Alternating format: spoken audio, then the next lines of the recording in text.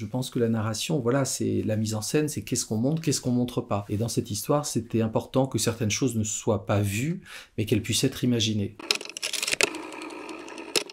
Bonjour, je suis François Ozon, réalisateur de Quand vient l'automne. Les premières années avec ma fille ont été merveilleuses. On était en communion totale. C'est après que ça s'est dégradé.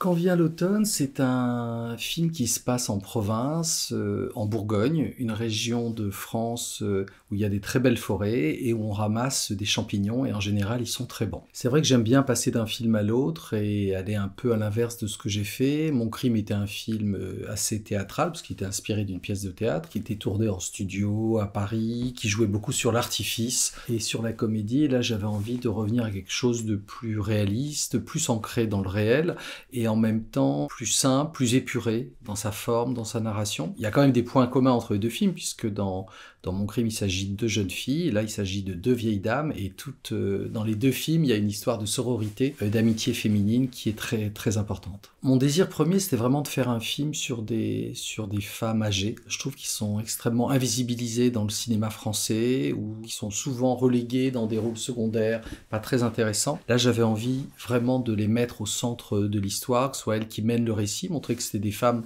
pleines de vie, pleines de désir. Et en travaillant sur cette idée, j'ai repensé à une anecdote de mon enfance. J'avais une grande tante que j'aimais beaucoup, qui avait organisé un repas de famille, et pour ce repas, elle avait ramassé des champignons. Et le soir, donc tout le monde avait mangé des champignons, sauf elle, et tout le monde est tombé malade ou a fini à l'hôpital. Donc ça s'est très très mal terminé. Et moi, enfant, j'ai adoré cette histoire. J'étais pas présent à ce dîner, c'était mes parents qui m'ont raconté, qui n'étaient pas particulièrement contents. Et j'adorais l'idée que ma grande tante essayait de zigouiller toute la famille, ce qui n'est évidemment pas le cas, enfin je sais pas. Paix à son âme. Et donc je suis reparti de cette histoire, j'ai imaginé ce personnage de Michel qui ramasse des champignons, qui cuisine pour un déjeuner et finalement qui n'en mange pas, sa fille en mange. Et sa fille qui termine à l'hôpital. Ce serait bien si tu me faisais une donation de ton vivant, pour éviter de payer trop d'impôts quand tu seras morte. Je t'ai déjà laissé mon appartement de Paris. Mais alors? C'est horrible à dire, mais avec nos gosses, on a tout raté. Moi, j'avais envie de montrer des femmes complexes, justement. Essayer de sortir de la caricature des grands-mères, mamie gâteau qu'on voit dans les films habituellement, et montrer des femmes qui sont pleines de désirs, qui ont un passé. On a tendance aussi à idéaliser les personnes âgées, on oublie qu'elles ont une sexualité, qu'elles ont eu une vie avant, et qu'elles ont peut-être commis des méfaits, des crimes. Et donc voilà, j'ai essayé de faire des personnages complexes, mais je suis surpris que les gens soient eux-mêmes surpris de voir des vieilles dames qui sont pas des vieilles dames dignes, forcément.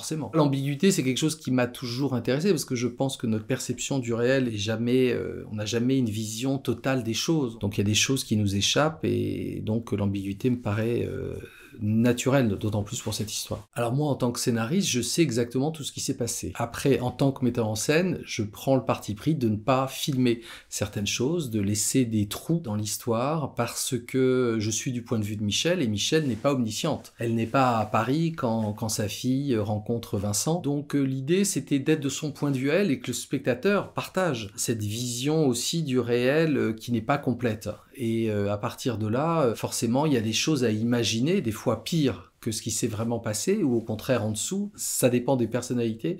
Mais donc il y a eu tout un jeu aussi bien à l'écriture, mais aussi au montage. Ils ne sont pas nécessaires, que le spectateur peut comprendre sans voir les choses. Je pense que la narration, voilà, c'est la mise en scène, c'est qu'est-ce qu'on montre, qu'est-ce qu'on montre pas. Et dans cette histoire, c'était important que certaines choses ne soient pas vues, mais qu'elles puissent être imaginées. Ce qui compte, c'est nous. Toi surtout. Vous savez, Vincent n'a pas eu une vie facile. Je ne suis pas certaine qu'il s'agisse d'un accident. T'es au courant de quelque chose? En fait, j'ai plutôt peur qu'il s'agisse d'un meurtre. Pour le casting, c'est arrivé très vite. J'avais envie d'actrices qui assument leur âge, qui ont plus de 70 ans, 80 ans, qui sont belles telles qu'elles sont. J'avais envie un peu d'aller à l'encontre de ce qu'on voit aujourd'hui dans le cinéma, avec beaucoup d'actrices qui font beaucoup de chirurgie esthétique. Là, j'avais envie d'avoir des visages vrais, avec des rides, filmer la beauté de ces rides. Et donc, très vite, j'ai pensé à Hélène et Josiane, avec qui j'avais déjà travaillé dans Grâce à Dieu. Elles jouaient déjà des rôles de mère. Là, c'est des rôles un peu plus complexes, c'est les rôles principaux, et j'étais très heureux de les retrouver. Et ce qui est amusant, c'est que ce sont 2 actrices qui ont un background théâtral très différent. Hélène, elle vient du théâtre public, elle a joué beaucoup de classiques, alors que Josiane vient de la comédie du Splendide, elle a fait beaucoup de choses très populaires. Donc, c'est intéressant intéressant d'avoir cette alchimie entre ces deux actrices. Il y a une douceur, moi j'aime beaucoup ces personnages, elles me sont très sympathiques, ces deux grandes vieilles dames. Je me projette déjà dans ma retraite, donc j'imagine quelle va être ma vie, et j'avais envie de filmer leur rythme de vie qui est particulier.